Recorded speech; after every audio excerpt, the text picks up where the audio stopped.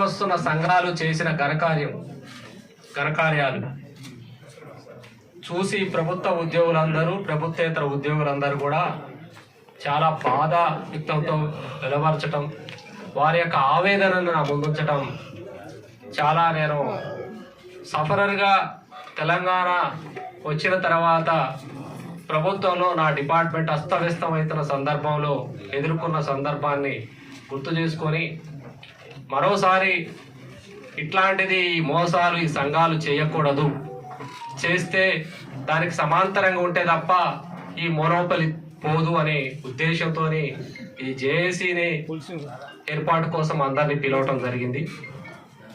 ప్రధాన ఉద్దేశం అదే. రెండో మీకు తెలుసు, ఒక 3 విషయాలే ఎక్కువసేపు కూడా మూడు విషయాలైతే మాట్లాడతాను. వాళ్ళు చేసిన తప్పిదాలు మీరు ఒక్కసారి గమనించండి. రెవెన్యూ వ్యవస్థలో 25,000 మంది ఉద్యోగులు వేరే శాఖల్లోకి వెళ్ళటం జరిగింది. అంటే 25,000 ఉద్యోగాలు పోయినట్టే లెక్క. తెలంగాణ వచ్చిన తర్వాత ఉద్యోగాల కోసం కొట్లాడిన పరిస్థితి నుంచి ఉద్యోగాలు పోగొట్టుకునే పరిస్థితికి వచ్చినాం. 25,000 మంది ఉద్యోగాలు కొత్త డిపార్ట్మెంట్ వేరే డిపార్ట్మెంట్లో పోయితే అక్కడ కూడా ఉద్యోగాలు పోయినట్టే. నిరుద్యోగులకు అన్యాయం జరిగింది. అది కాక మన 610 జీవో కోసం పోరాడిన, తెలంగాణ కోసం అన్యాయం జరిగింది పోరాడిన వాళ్ళం 317 జీవోలో 50,000 మంది పైగా అన్యాయం జరిగినా పోరాడలేదు. ఎవరు? ఇదే సోకాడు సంఘాలు. మళ్ళా ఇప్పుడు మేమే ఉద్ధరిస్తామనే ఒక ముందుకు రావడం అనేది చాలా బాధాకరంగా అనిపిస్తుంది. ఎందుకంటే ఏదో ఒక విఆర్ఎల్ వ్యవస్థ కోసం పోరాడిన నాలాంటి వాళ్ళు పక్కన అంత పెద్ద సంఘాలు కూడా ఎవరేం చేయలేని పరిస్థితి ఉంది.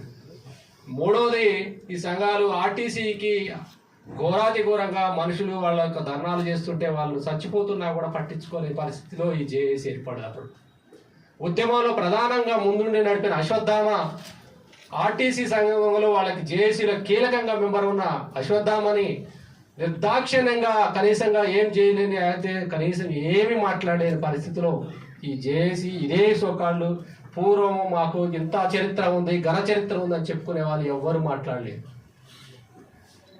ఇప్పుడు మాట్లాడతారని మనం వాళ్ళు ఇప్పుడే వచ్చేసి బయటకు వచ్చేసి సైరన్లు అవి ఇవి చేస్తామని ఏదో అక్కడ వాళ్ళ యొక్క ఉనికిని చాటుకునే ప్రయత్నంలో ఉన్నారు.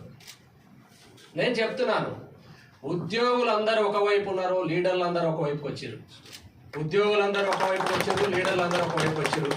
ఉద్యోగ సంఘాల నాయకులు పిలిపిస్తే ఉద్యోగులు ఎవరు పాటించే పరిస్థితుల్లో లేదు. ఎందుకంటే వాళ్ళ వెల్ఫేర్ చూడటం లేదు. కాబట్టి నేను 3 విషయాలు ఉద్యోగులకు జరిగిన అన్యాయం గురించి చెప్తాను.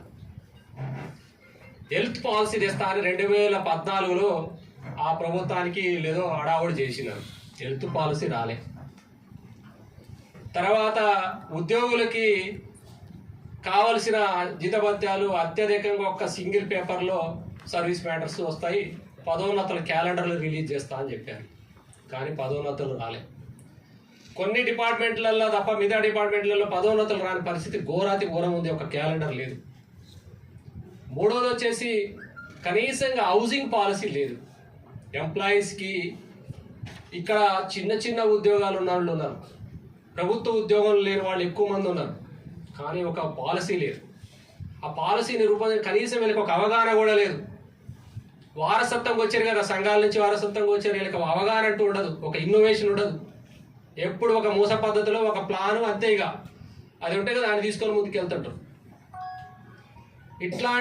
ఇట్లాంటివి అన్నీ కూడా ఎడ్యుకేషను, హెల్త్, తర్వాత ఎంప్లాయ్మెంట్కి సంబంధించిన ప్రమోషన్స్, ఇట్లాంటి ట్రాన్స్ఫర్స్, ఇవన్నీ కూడా గతంలో 10 సంవత్సరాలు ట్రాన్స్ఫర్స్ లేకపోయినా ఎవరు అడగలే.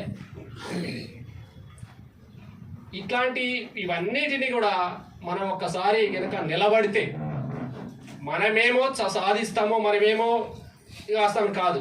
ఇక్కడ పోటీతత్వము వాళ్ళు ఉన్నారు కాబట్టి మేము చేయాలి అనే ఉద్దేశం ఒకసారి మేల్కొల్పడానికి అవకాశం ఉంది అనే ఉద్దేశంతో ఇక్కడ ప్లాట్ఫామ్ ఏర్పాటు చేయడానికి మేము ముందుకు వచ్చింది.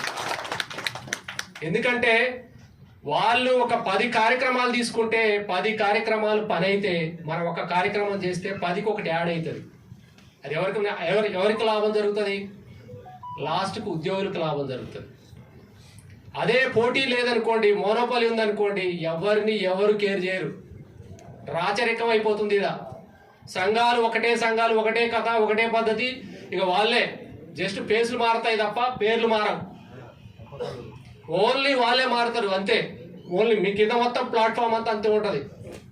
ఎందుకంటే ఆవేదన వ్యక్తం చేసేది ఉద్యోగులకి ఇంత అన్యాయం జరిగినా కూడా ఈరోజు మేమున్నాం చేసి ఏం చేసి నువ్వే కదా చేసి డిపార్ట్మెంట్ వ్యవస్థ అస్తవ్యస్తం అవుతుంటే కూడా మాట్లాడలేదు. ఆ సమావేశాలను మాట్లాడలేదు. టీచర్లకు అన్యాయం జరుగుతుంటే మాట్లాడలేదు. 10 సంవత్సరాలు ప్రమోషన్స్ ఇవ్వకపోతే మాట్లాడలేదు. వచ్చిన వెంటనే ఇవ్వగానే మాట్లాడంగానే మేము ఉద్యమం నుంచి వచ్చినాము, మేము ట్రైనింగ్ పొందినాం, మేమేమేం చేయగలము అంటే ఇక్కడ స్వేచ్ఛ ఎక్కువ ఉంది కదా. స్వేచ్ఛ ఎక్కువ ఉంది కాబట్టి ఎక్కువ మాట్లాడతాం. అక్కడ స్వేచ్ఛ లేదు కాబట్టి మాట్లాడలేదు. అంటే ఈ ఉద్దేశం ఈజీగా క్లియర్గా కనిపిస్తుంది. అంటే ప్రభుత్వానికి ఏదో బెదిరిస్తే ప్రభుత్వం తలకి మొత్తం అందరినీ పిలిచేసి మళ్ళా సేమ్ అదే ఫేసులు అదే వాళ్ళ నడుస్తుంటే చూస్తూ ఊరుకుంటామని అనుకున్నారు. ఎవరు కూడా ఊరుకోము. ఎందుకంటే ఇక్కడ డిపార్ట్మెంట్లో సక్సెస్ఫుల్గా మేము కింది స్థాయి నుంచి మెట్టుగా సంఘాలను ఏర్పాటు చేసుకుంటూ వచ్చినాం. వారికి ప్రతి ఒక్క ఉద్యోగులకి వెల్ఫేర్ చూసుకుంటూ వచ్చినాం. ఒక ఉద్యోగికి ఏదైనా జరిగినా, హెల్త్ పరంగా జరిగినా వాళ్ళకి ఆదుకున్నాం. ఇక్కడ సోకాళ్ళు సంఘాలు ఎవ్వరూ కూడా ఒక్కళ్ళు కూడా కనీసం ఒకరికి ₹1 ఇచ్చిన పరిస్థితి లేదు. అదే మా విఆర్ఓల సంఘం నుంచి ఉపేంద్ర గారికి ట్రాన్స్ప్లాంటేషన్ అయితే మా డిపార్ట్మెంట్ నుంచి 5 లక్షల రూపాయల వాళ్ళకి సాయం చేయగలిగాం. ఎంతో మందికి చనిపోయిన వాళ్ళకి 5 లక్షల కుటుంబానికి ఇవ్వగలిగాం. అందరం మనిషికి 1000, 2000, 5000, 10,000 వేసుకొని నేను చేసుకోలేమా? మనం ప్రభుత్వం మీద ప్రజల మీద భారం పడకుండా మనం చేసుకోలేము. మన ఉద్యోగులకి వెల్ఫేర్ మనం ఇదే ఇప్పుడు ఫ్యూచర్ సిటీ అని అంటున్నారు. ప్రభుత్వానికి చేసుకొని మనమంటూ కాంట్రిబ్యూషన్ ఇచ్చేసి మనం కూడా ఒక కార్పొరేషన్ వాళ్ళకి ఇచ్చేస్తే మనకు కొంత లోను ప్రొవైడ్ చేస్తే మనం కూడా ఒక హౌసింగ్ స్కీమ్ కింద వస్తాం. ఇంకా ప్రభుత్వం భూములు ఫ్రీ ఇవ్వాలా? ఇస్తే ఏమి ఓన్లీ జస్ట్ అటు కడతారు, కోడింగ్ కట్టినట్టు కట్టేసి ఇది మీకు వస్తుంది హౌసింగ్ అంటారు. ఇది ఏం రాదు. ఆ మోస పద్ధతి పోయింది. ప్రభుత్వాలు ఇప్పుడు అన్ని కూడా మారిపోతున్నాయి. వాల్యూ కూడా పెరిగిపోతుంది. ఎవరు కూడా ఏం చేయలేము. మనం కూడా ప్రభుత్వానికి భారం కాకూడదు, ప్రజలకు భారం కాకూడదు. మనమే క్రియేటివిటీ చేసుకోవాలి. మన రూపాయి వేస్తే ₹2 వస్తాయి. మనం బ్యాంకు నుంచి సపోర్ట్ చేసుకోవాలి. సెంట్రల్ గవర్నమెంట్ సంస్థలు ఎన్ని లోన్స్ ఎన్ని వాళ్ళ ఉద్యోగ సంఘాల నుంచి వస్తున్నాయో ఒకసారి గమనించండి. నేను రైల్వేస్కి పోయినా, వాళ్ళ రైల్వేస్లో 1500 కోట్లు వాళ్ళ ఉద్యోగుల యొక్క ఫండ్ ఉంది. అలా వాళ్ళకి ఎప్పుడంటే అప్పుడు వెల్ఫేర్ కోరుకోవడానికి, ఎడ్యుకేషన్ పిల్లలకి లోన్లు ఇవ్వడానికి ఎప్పుడు కోరితే అప్పుడు రావడానికి అవకాశం ఉంది. ఇట్లా పోతే 2 రోజుల్లో వస్తుంది. మనం హాస్పిటల్లో పోతే కనీసం బిల్లు పే చేయాల్సిన పరిస్థితి ఉంది. క్యాష్లెస్ లేదు. వీళ్ళు చేసిన మూర్ఖత్వమే. మన కాంట్రిబ్యూషన్ ఇస్తా అంటే కాంట్రిబ్యూషన్ లేదు, మీరు ఫ్రీ చేస్తామని చెప్పిండు. ఆ రోజు ఫ్రీ లేదు, పాలు లేదు, ఏది కావాలి. కానీ దానికి ఒక పాలసీని కూడా మనం బ్యూటిఫుల్గా తయారు చేసి ఉన్నాం. హెల్త్ పాలసీకి సంబంధించింది. ఇట్లా పోతే ఇప్పుడు ఇంకా 2 లక్షలే నడుస్తుందండి హెల్త్ సంబంధించింది. మన కాంట్రిబ్యూషన్ ఉంటే 10 లక్షలు. ఈరోజు ఏ హాస్పిటల్కి పోయినా 10 లక్షలు లేని ట్రీట్మెంట్ జరగట్లేదు. క్యాష్లెస్కి ఉండేటట్టు మన వైపు నుంచి ప్రభుత్వాన్ని కోరితే ఖచ్చితంగా స్వాగతిస్తారు. అట్లాంటి పాలసీలు మనం రచించాల్సిన అవసరం ఉంది. దానికి తగ్గట్టు మేము కూడా అందరిని ఏర్పాటు చేసుకొని, కమిటీలు ఏర్పాటు చేసుకొని, ఒక్కొక్క దానికి ఒక నిష్ణాతులైన ఎక్స్పీరియన్స్ ఉన్న ఎక్స్పర్ట్లని పెట్టేసి ఆ కమిటీలలో ఎడ్యుకేషన్కి, హెల్త్కి, హౌసింగ్కి, వెల్ఫేర్కి ఇట్లా మనం తయారు చేసుకోగలిగితే ఎంప్లాయీస్కి కింది స్థాయి వరకు మనం తీసుకోవడానికి అవకాశం ఉంటుంది. అదే కాదు, ఇక సిపిఎస్ అయితే నిరంతరం జస్ట్ అది ఒక బొమ్మలాగా వాడుకుంటున్నారు సిపిఎస్ అనే దాన్ని. ఇక్కడ సంఘాలన్నీ కూడా సిపిఎస్ అంటే ఒక బొమ్మలాగా వాడుకుంటూ ఒక లాభాలకి మనం నడుస్తూ ఉంది. దానికి విధానాలు ఏంటి, ఎలా నడుచుకోవాలి, మనం ఏం చేయాలి, ప్రభుత్వానికి ఎట్లా మనం విన్నవించాలి, సెంట్రల్ ప్రభుత్వానికి ఎట్లా ఇవ్వాలి, ఇప్పుడు వచ్చిన కొత్త స్కీమ్లో ఏం లోపాలు ఉన్నాయి, మనం ఏం చేసుకుంటే బాగుంటుందని ప్రభుత్వానికి సూచనలు, సలహాలు ఇవ్వాలి. ఎందుకంటే ఇక్కడ మనము మేధావులం, ఉద్యోగులం అంటేనే మేధావులం. ఊకనే ఏం రాలేదు. ఉద్యోగం అంటేనే ఒక రిక్రూట్మెంట్, ఒక కథ, ఒక విధానం ద్వారా వచ్చిన ఒక మేధావిధానంతో వచ్చిన వాళ్ళం మనం ఒక విధానంలో ఏం లేకుండా ఇప్పుడు సంఘాలు నడుపుతున్న వాళ్ళందరూ అంతే ఎట్లున్నారంటే ఎక్కడ కింద స్థాయిలో ఉన్న ఒక ఆఫీసర్ నుంచి వచ్చి అక్కడ నిలబడతారు. అక్కడ వాళ్ళకి ఏమీ కూడా తెలియకపోవడం అనేది పెద్ద మూర్ఖత్వం. పైన ఉన్న వాళ్ళు మేము ఎక్కువ సంఖ్య ఉంది, మేము చూడాలా అంతే. ఎవరికి అవకాశం రాదు, ఎవరికి మాట్లాడటం రాదు, కనీసం ఒక పాలసీ రచించడానికి విధానం రాదు, ఏం చేయలేము. కానీ అది అన్నిటికీ మనం ఫుల్ స్టాప్ పెట్టాల్సిన అవసరం వచ్చింది. కాబట్టి మేము ఎవరికి ప్రత్యామ్నాయం కాదు, వారిని ఉరికించడమే మా పని. వాళ్ళు నిద్రపోనీయము, తప్పు చెయ్యనీయము, తప్పు జరిగితే ఊరుకునే పరిస్థితి లేదు.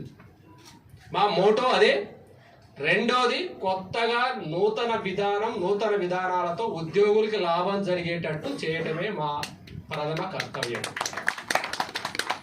ఇకపోతే ఇక్కడికి వచ్చిన మన పిలవగానే వచ్చిన వాళ్ళ మిత్రులు పేరున అందరికీ ధన్యవాదాలు తెలియజేస్తూ ఒక ఫోటో వాళ్ళకి మనం ఇస్తే మనం అందరం కూడా మళ్ళా మాట్లాడాల్సిన ప్రతి ఒక్కరు మాట్లాడాలి, ఇక్కడ వాళ్ళ అభిప్రాయాలు చెప్పాలి కాబట్టి